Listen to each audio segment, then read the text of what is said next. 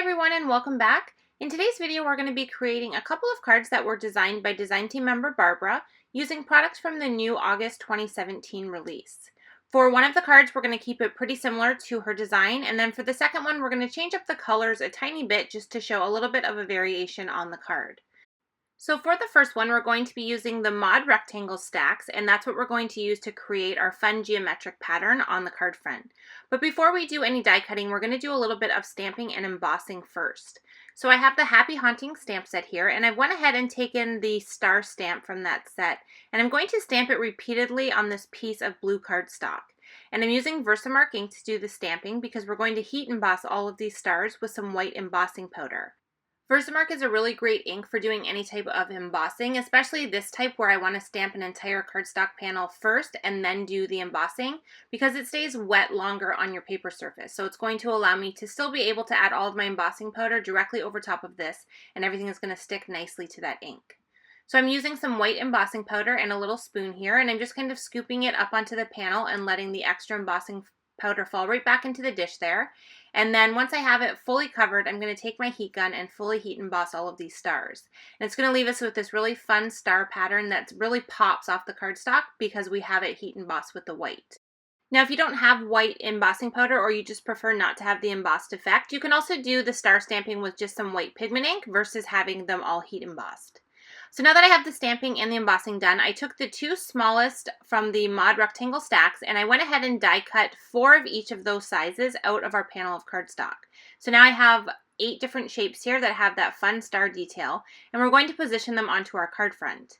Now for Barbara's card, she used foam adhesive to attach all of her different pieces, and I decided to do this one completely flat and have all of the pieces adhere directly to the card. So it's completely optional. If you want a little bit more dimension, you can definitely add some foam adhesive behind all of these pieces, or you can do as I did here and just attach them directly to the card.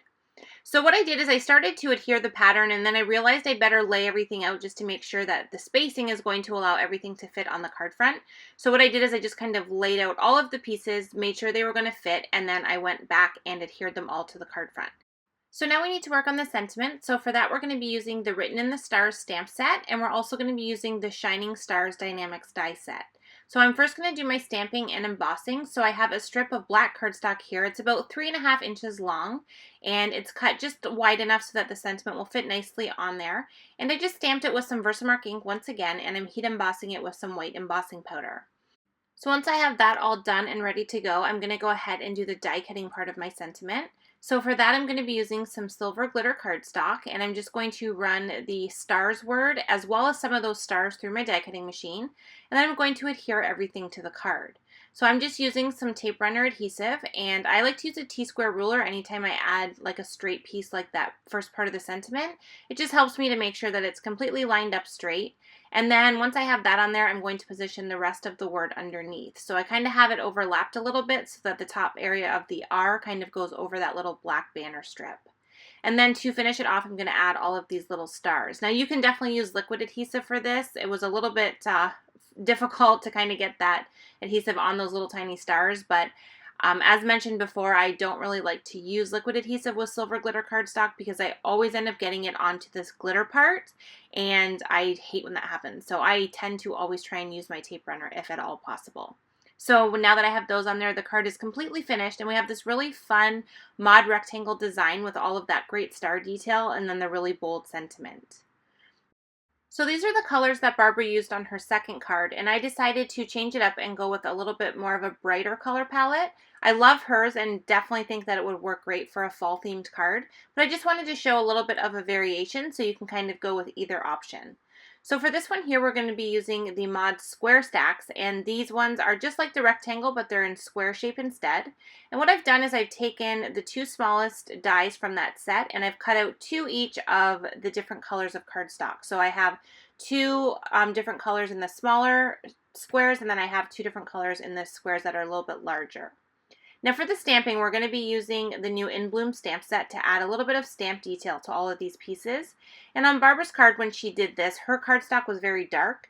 So when she stamped with the Versamark ink, it really showed nicely on the cardstock because you can just use that ink as is and just kind of leave a watermark look.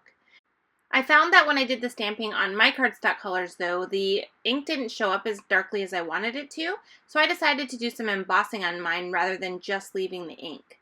So for the embossing, I'm using Silver Pearl embossing powder. This is a really neat embossing powder because it has kind of a metallic finish to it, and it takes on the color of whatever cardstock color you're embossing on. So it's just a really neat embossing powder, and I really love it on that Green-Eyed Monster cardstock because it almost looks like a really pearl metallic-y finish. And I thought it looked nice with the stamped images that we're using here of the different leaves.